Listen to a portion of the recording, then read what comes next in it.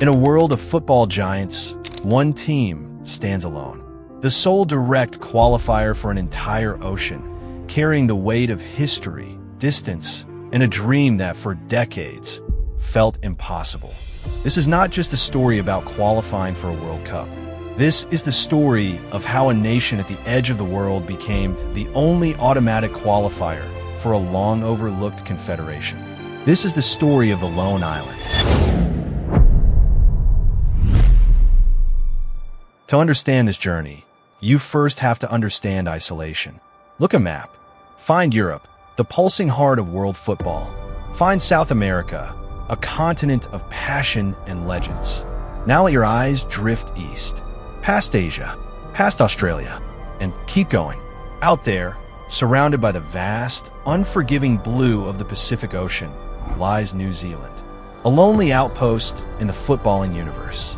For decades, this nation and the entire Oceania Football Confederation existed in a state of perpetual heartbreak. They were good enough to dominate their own backyard, but the world had built a wall around them.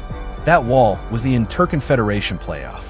Time and time again, the champion of Oceania earned the right to face a giant from South America or a hardened contender from Asia or CONCACAF. And time again, the dream died in a hostile stadium thousands of miles from home.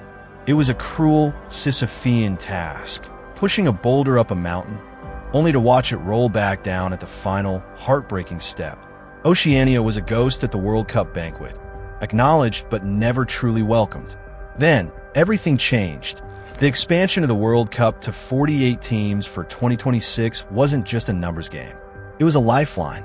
Well, the World Cup is about to get really bloated. In 2026, 48 teams, make that 16 groups of 3, top 2 advance to a 32-team knockout phase. For the first time in history, Oceania was granted a direct qualification spot.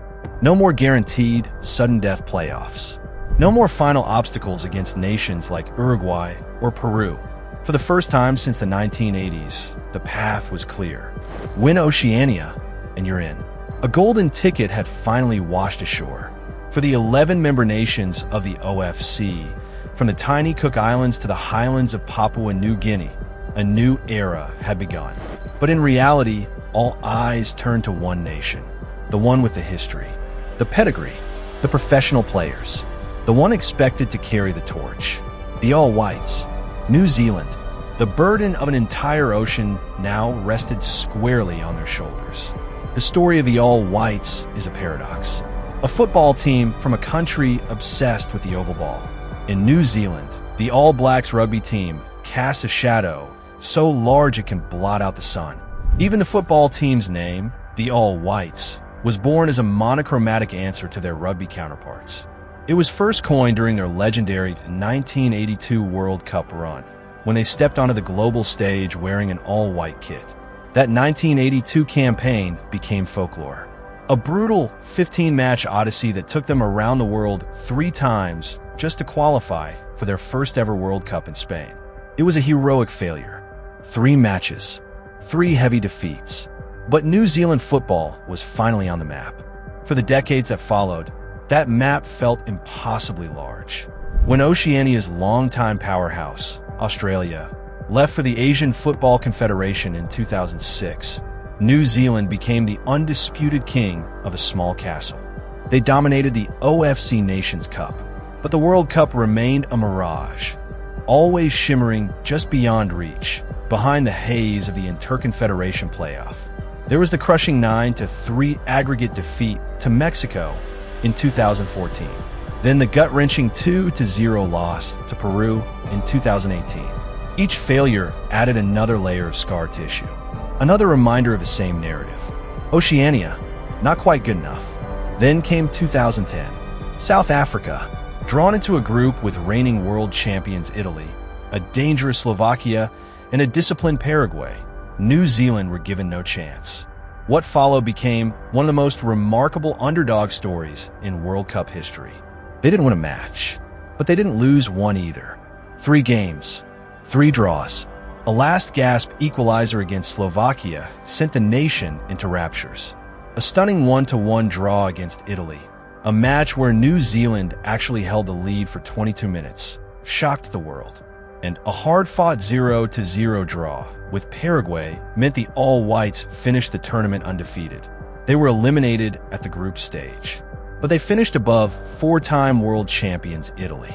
It was a moral victory that resonated deeply. They had proven they could compete. This wasn't just a team anymore. It was an identity, forged in isolation, built on grit, and powered by quiet defiance. That history formed the backdrop for the 2026 campaign. The new qualification format was a gift, but it was also a test of nerve. For the first time in decades, New Zealand weren't chasing. They were expected to deliver, not just for themselves, but for the credibility of an entire confederation. For players like Captain Chris Wood, a proven goalscorer in the English Premier League, this wasn't just another tournament. It was the chance to finally kick the door down, not just knock on it. What followed was a brutal test of endurance, a tour of the most remote footballing outposts on Earth. This was Oceania's qualifying route, and it was unlike anything else in world football. The journey began in Samoa in September 2024. The opening round was a knockout tournament for the four lowest-ranked nations: American Samoa, Cook Islands, Samoa, and Tonga. While giants like Brazil and Germany were still months away from kicking a ball, these island nations were already fighting for survival. The second round, held in October and November, split 8 teams into 2 groups. New Zealand landed in Group B, alongside Tahiti, Vanuatu, and Samoa. Matches were scattered across the Pacific. Grueling flights, severe time zone shifts, wildly different climates and pitches. It's one thing to fly from London to Madrid. It's another to navigate the vast emptiness between Port Vila, Apia, and Auckland. New Zealand established control early, navigating the group stage to emerge as clear favorites. While the All-Whites advanced along with Tahiti, the other group turned into a dogfight. In the end, New Caledonia and Fiji clawed their way into the final tournament. The stage was set for March 2025. Auckland would host the final, decisive chapter. 2 semifinals and a grand final to crown the Oceania champion. The weight of an ocean was palpable. First up for the All-Whites was a semi-final against a determined Fiji. Any fears of complacency were immediately extinguished as a Chris Wood hat-trick powered a dominant performance. In the other semi-final, New Caledonia dispatched Tahiti, setting up the showdown. March 24th, 2025, Eden Park. More than 25,000 fans filled the stadium, a sea of white, carrying the hopes of a nation. New Caledonia stood in the way, fighting for their own piece of history. The stakes were simple: win and go to the World Cup, lose and face the playoff one more time. For 60 minutes, tension ruled. New Caledonia defended with discipline and fury. New Zealand hesitated. The crowd grew restless. The ghosts of past failures began to whisper. Was this going to happen again? Then, in the 61st minute, the breakthrough arrived. A set piece, a crowded box, chaos, and the unlikeliest hero.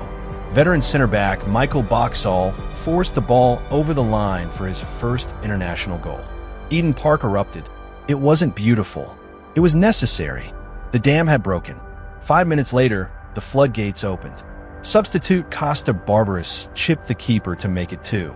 And in the 80th minute, Elijah found space and finished calmly. 3-0. At the final whistle, the roar was primal. Players collapsed to the turf. This wasn't just victory. It was release. New Zealand were going to the 2026 World Cup. But the meaning stretched far beyond one team. It belonged to Fiji, Tahiti, Samoa, Papua New Guinea, the Solomon Islands. It belonged to every kid watching from a distant island, seeing their confederation finally represented. The lone island had carried the weight of an entire ocean and delivered. Now, a new challenge awaits. The 2026 World Cup in North America brings even greater isolation. Flights stretching over 13,000 to 15,000 kilometers. Time differences approaching 19 hours. The logistical and physical toll will be immense. So what does success look like? A first-ever World Cup win would be historic. Replicating the unbeaten spirit of 2010 would be extraordinary. But above all, success means belonging, showing the world that Oceania belongs. Because in football, geography is not destiny. New Zealand are forged by isolation, defined by resilience, and driven by the responsibility of an entire ocean. They're the All Whites. They are Oceania's direct hope. And in 2026, the lone island will finally stand among the giants of the world. Kiwis crossing half the planet. SmartFan 2026 has real cluster and travel hacks for you. Subscribe to the channel so you don't miss the best stories and activate the notification bell. Thanks for watching.